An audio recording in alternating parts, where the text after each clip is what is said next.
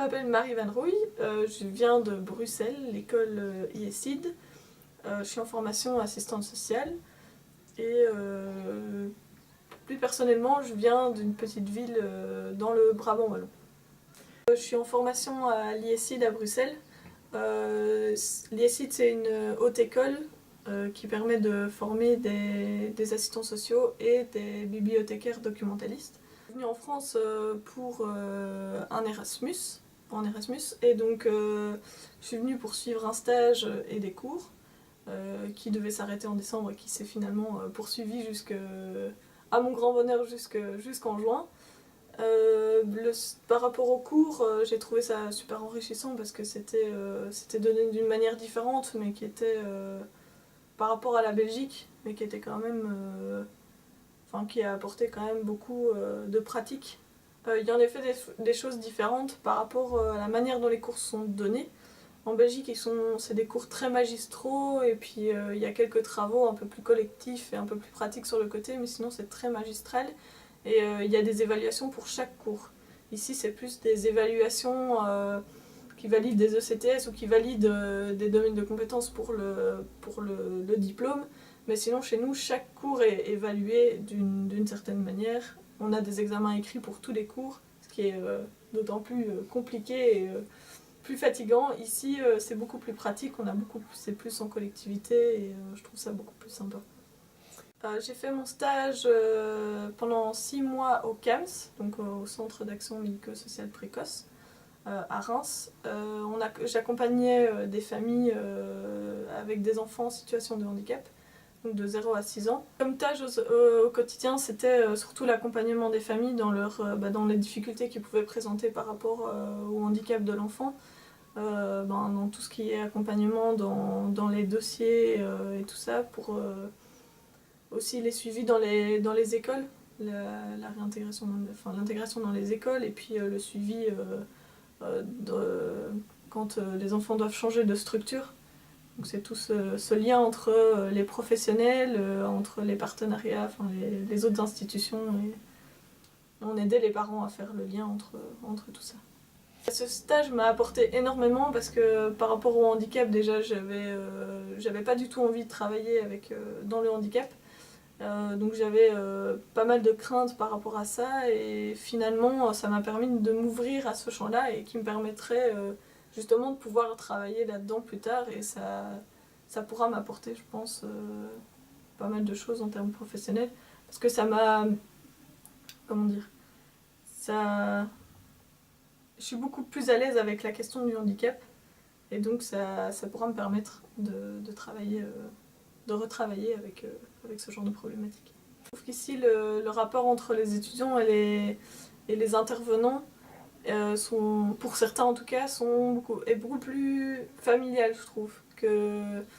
Après, moi j'ai fait l'UNIF avant, donc appeler un prof par son prénom ou un intervenant par son prénom, c'était inconcevable, et donc là je vois que ça se fait de temps en temps, et même par rapport le rapport entre les élèves, ils sont, en tout cas dans la promo dans laquelle j'ai eu la chance de tomber, ils sont très solidaires et très soudés. Et puis ce qui m'a énormément plu également, c'est le fait d'avoir recours à des intervenants venant de l'extérieur, nous apporter des choses à l'intérieur, à l'IRTS.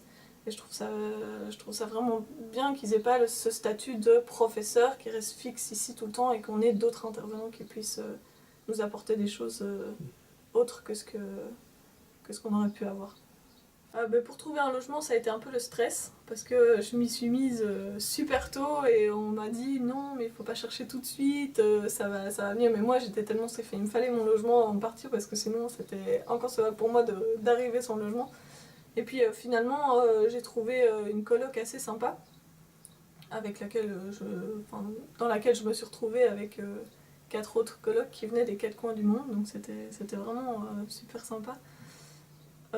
Après, pour me retrouver dans Reims, j'avais l'impression que c'était un énorme labyrinthe, et au final, un mois après, j'étais comme chez moi, et donc je m'y suis très vite habituée, et j'ai très vite apprécié la ville. J'ai mis très peu de temps à m'adapter à l'école et aux personnes de la promo, Et c'est vrai que très vite j'avais tiens, on n'irait pas bien boire un verre, on va faire ci, on va faire ça. Et donc ça s'est très vite mis en route. Pardon. Et donc c'est vrai que ils m'ont aidé pour pas mal de choses par rapport au stage, par rapport aux dispositifs qu'il pouvait y avoir en France, par rapport à toutes ces petites choses, la meilleure boulangerie ou bien où aller faire ses photocopies. Enfin, c'était tous des petits trucs comme ça au quotidien qui ont pu m'aider et j'ai eu pas mal de soutien de tous les élèves, donc c'était bien. Une petite anecdote assez sympa et que chaque fois j'en rigole et j'en ai parlé aux élèves quand j'ai fait ambassadrice européenne avec le CRIJ. C'est que ce qui m'a vraiment étonnée, c'est qu'en France, il y a vraiment des boulangeries tous les 100 mètres. Et je trouvais ça vraiment super. Et puis c'est vrai qu'à 4 heures, chez nous, à 4 heures, les élèves collégiens ou lycéens, ils rentrent chez eux, ils prennent leurs 4 heures à la maison. Ici, non, ils passent à la boulangerie chercher leurs baguettes. Et donc du coup, on les voit un peu tous avec leurs baguettes dans la rue. Je trouvais ça vraiment... c'est un peu cliché, mais c'est vraiment l'image que j'ai des Français. Donc c'est vraiment marrant. Et l'image que j'ai pu observer, en tout cas dans le quartier dans lequel j'étais. Je repars, c'est sûr. C'était une expérience vraiment super enrichissante en termes de connaissances, en termes de compétences que j'ai pu développer. Comme dirait Monsieur Lahaye, qu'on peut savoir-faire et savoir-être, ça c'est sûr. Donc voilà, c'est à refaire sans hésiter. Ce que je donnerais comme conseil, c'est surtout de pas avoir peur d'être soi-même, de pas avoir peur de se lâcher, parce que parfois ici c'est peut-être plus facile parce qu'on est en France, donc le contact est plus facile, mais même si on est dans un endroit complètement différent, pas avoir peur d'être soi-même, pas avoir peur d'aller vers les autres et de s'ouvrir, et on peut en découvrir des autres et on peut en découvrir de soi-même aussi, donc on en apprend énormément.